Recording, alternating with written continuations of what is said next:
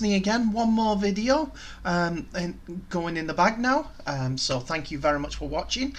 Please like, subscribe and share it around the world so that I can get you all the information about all rugby league. This one today is not about the North American Rugby League, it's about England Rugby League's call-ups for the 35-man squad contingent ready for their game against the combined Rugby League All-Stars in the 25th of June. So click that notification bell for any future upcoming information, and let's go on to the statement. And also at the end I'll be playing all the players, I'll be going through the list of all the players that have been called up into the squad.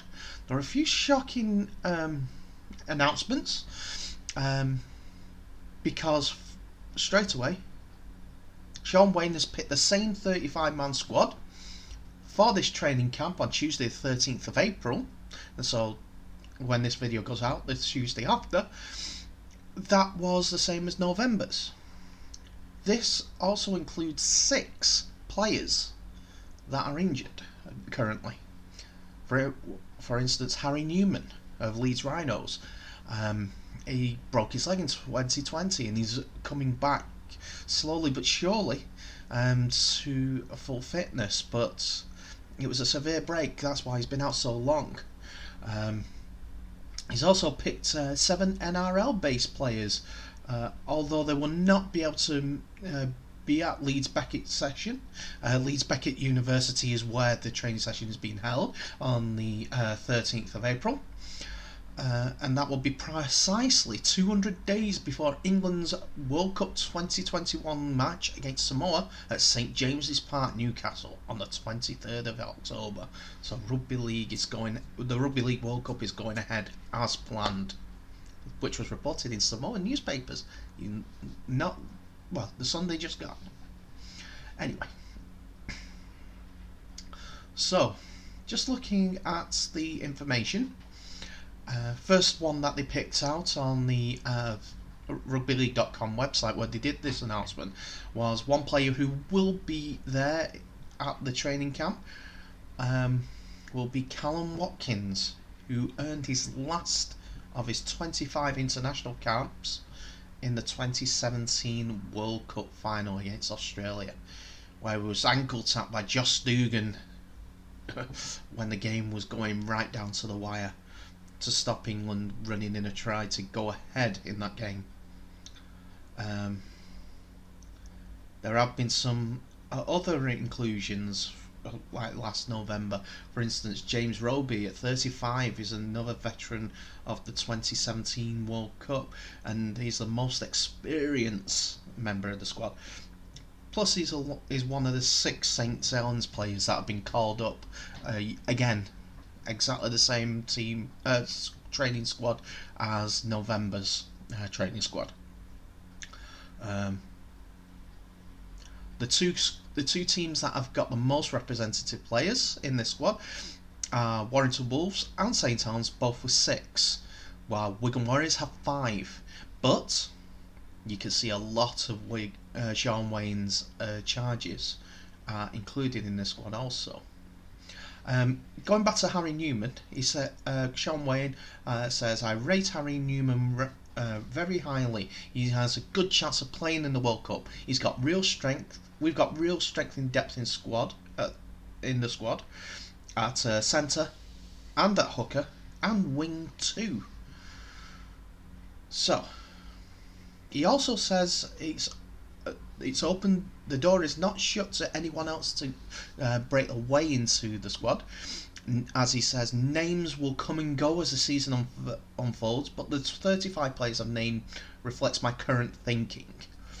They're all capable for playing to an England standard. They know what's expected at an international level and the heights they must hit. There is a good mix of youth and experience, and age is no barrier.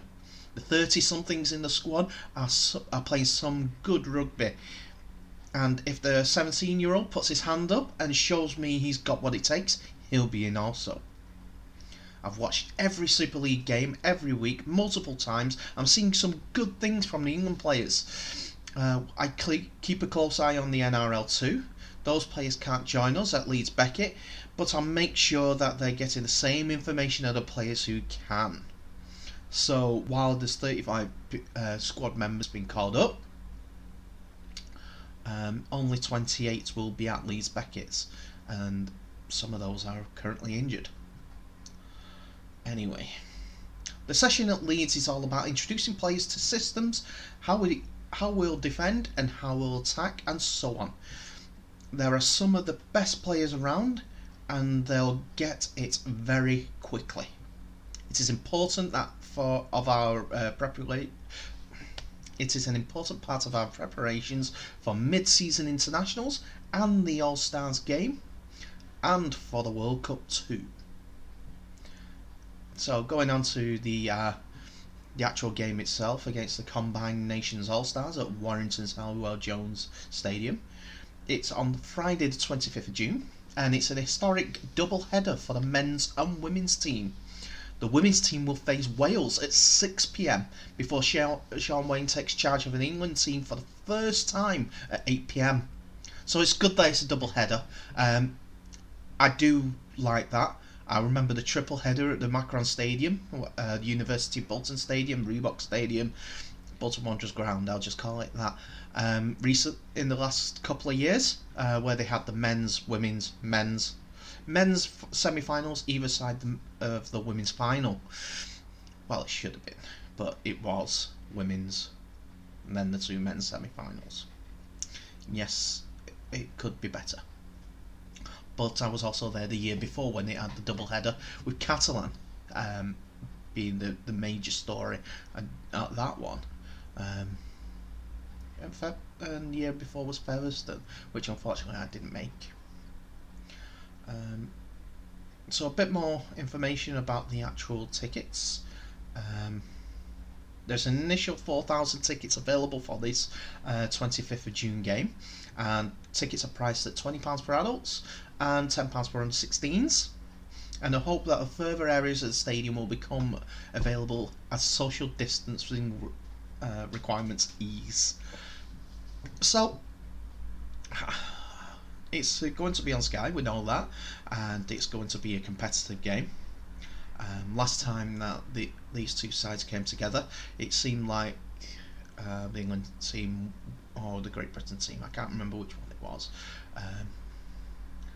it seemed like the All-Stars had too much for the England team, as it was an All-Stars team, but it was an All-Stars Super League team. So make us that as you will. Anyway, now onto the squad itself.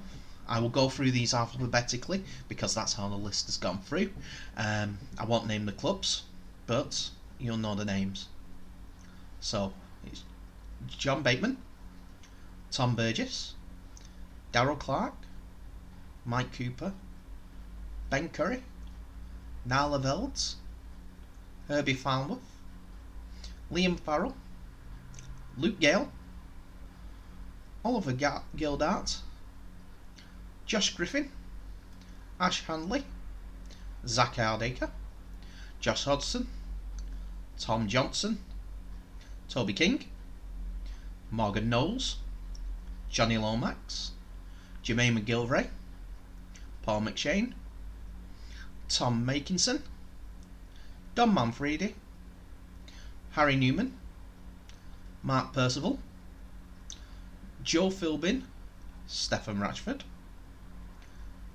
Then we go James Roby, Dan Sarginson, Ryan Sutton, Luke Thompson, Sam Tompkins, Alex Walmsley, Callum Watkins, Elliot Whitehead, and George Williams. So you can see a very, very centric squad where the core of it seems to be Wigan affiliated play, Sean Wayne type players, with the NRL boys such as Elliot Whitehead and Luke Thompson, as well as Herbie Farnworth. That's a surprise to me that I didn't realise that he was called up into the November squad, but it is. Um, Getting to know you, as he's not really played that much over here with players in this England squad. Maybe you've only known the boys down in Australia too much. I might have played some junior stuff with some of the boys in the squad, but um, he seems like a good winger, a good prospect, someone who could set the NRL on fire and also the World Cup on fire. If he plays on the same side as Callum Watkins, who can deliver that ball, or even the work rate of someone like Dan Sargent. But yeah, it'll be hard to dislodge someone like Jermaine McGilvray, who has been fantastic and always finds his front every single time that a tackle comes in. He always wins the tackle because he lands on that front. He lands on that front, and that's great for a winger. When he also does it when he's giving his forwards a breather, taking the ball out from his own 20, his own 10, his own goal line. He always seems to gain yards and also hit his front. I'm a fan of Jermaine McGilvray, um, and he always scores tries as well. It'll be interesting, this entire squad. I'm also a fan of Tom Johnson's as well, who might play the other side. He's athletic. He's 100-meter dash fast. Maybe not, but he's really, really quick. He's up there. He's really up there. Probably one of the fastest players in rugby as a whole. Um, and his finishing for the last couple of seasons has got better and better and better, finding those corners when it seems impossible to get there. I think he's up there in a fight with Tommy Makinson to try and find those corners. I know that they all go airborne now in the corner, but them are the two highlights in the Super League for the finishing. So that's my two penneth and my reporting on the actual squad.